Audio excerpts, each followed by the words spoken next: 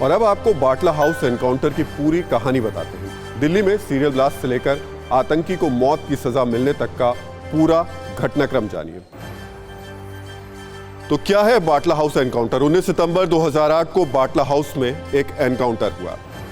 इस एनकाउंटर को लेकर के आप जानते हैं किस तरीके का विवाद हुआ था। बाटला हाउस के L18 फ्लैट था जहां आतंकियों के साथ में दिल्ली पुलिस की मुठभेड़ हुई। इंडियन मुजाहिदीन के आतंकियों के साथ ये मुठभेड़ थी। ये आतंकी इंडियन मुजाहिदीन से जुड़े हुए थे। एनकाउंटर में 2 आतंकी मारे गए थे और इस एनकाउंटर को लीड कर रहे इंस्पेक्टर मोहन चंद शर्मा इसमें शहीद हुए थे। एनकाउंटर के दौरान आतंकी आरिज भाग गया था। यह वही आरिज है जिसे आज फांसी की सजा सुनाई गई। 2018 में आतंकी आरिज की नेपाल से गिरफ्तारी हुई थी। 8 मार्च 2021 को आतंकी आरिज को दोषी करार दिया गया और 15 मार्च 2021 को आरिज को फांसी की सजा सुनाई गई। बाटला हाउस एनकाउंटर के बहाने मुस्लिम वोट को साधने की सियासत हुई, लेकिन सवाल है बाटला हाउस एनकाउंटर के 6 महीने बाद लोकसभा चुनाव में कांग्रेस को उत्तर प्रदेश में इसका कितना फायदा मिला? इसे आंकड़ों से समझिए। बाटला हाउस एनकाउंटर से कांग्रेस को जो फायदा मिला वो अगर तस्वीर देखें तो 2004 में कांग्रेस के पास में उत्तर प्रदेश में 9 सीटें थी जो 2009 में 21 हो गई। अब आप सोचिए 2008 में बाटला हाउस का एनकाउंटर हुआ था और उसके बाद में जो इलेक्शंस हुए उसमें सीट बढ़कर 21 हुई, लेकिन 2014 में मुद्दा कुछ और हो चुका था और सीटें घटकर 2 रह गई। एनकाउंटर और मजहब की सियासत एक ही जगह तक नहीं सिमटी है। आलम यह है कि कश्मीर में आतंकियों के एनकाउंटर को भी सियासतदानों ने मजहब के चश्मे से देखा। हिजबुल कमांडर बुरहान वानी के एनकाउंटर के बाद भी यही हुआ था।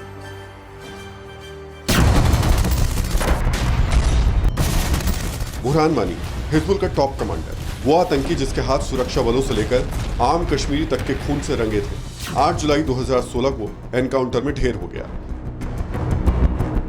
बुरहान वानी एनकाउंटर पर गुपकार गैंग के सियासतदानों का दर्द उमड़ गया। पीडीपी अध्यक्ष महबूबा मुफ्ती बुरहान की पैरोकार बन गई।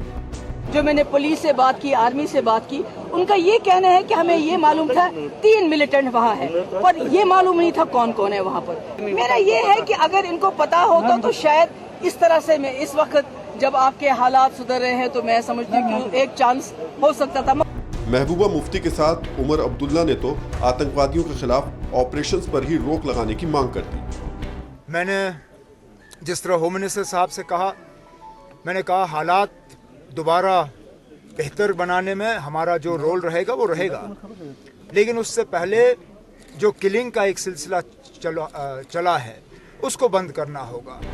सवाल है कि कश्मीर की बेहतरी का हवाला देकर एक आतंकी की हिमायत कैसी सियासत है? क्या बुरहान वानी जैसे दहशतगर्दों को भी मजहब के नाम पर बेकसूर बताया जा सकता है?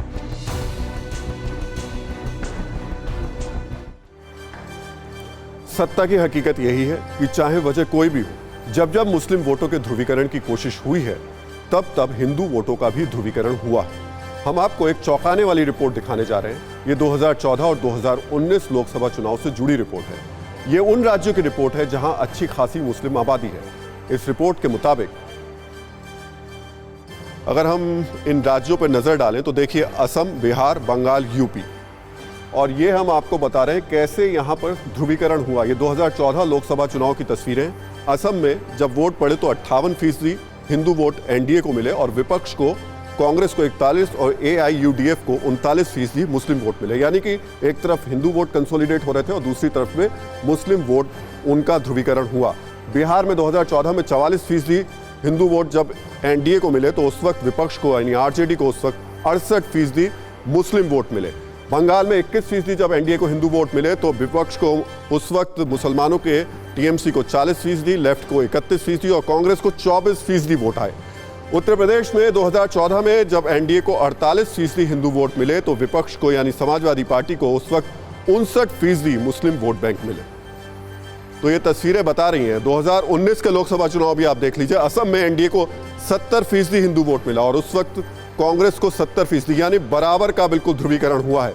बिहार में 65% जब हिंदू वोट मिले एनडीए को तो आरजेडी को 77% वोट मिले। सोचिए किस तरीके से पोलराइजेशन हो रहा था।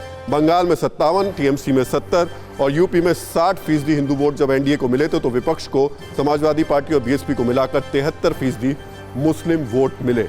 इस तरीके की तस्वीर आप समझ सकते हैं। फिक्र आपकी, सोमवार से शुक्रवार रात 9 बजे सिर्फ टीवी 9 भारतवर्ष पर।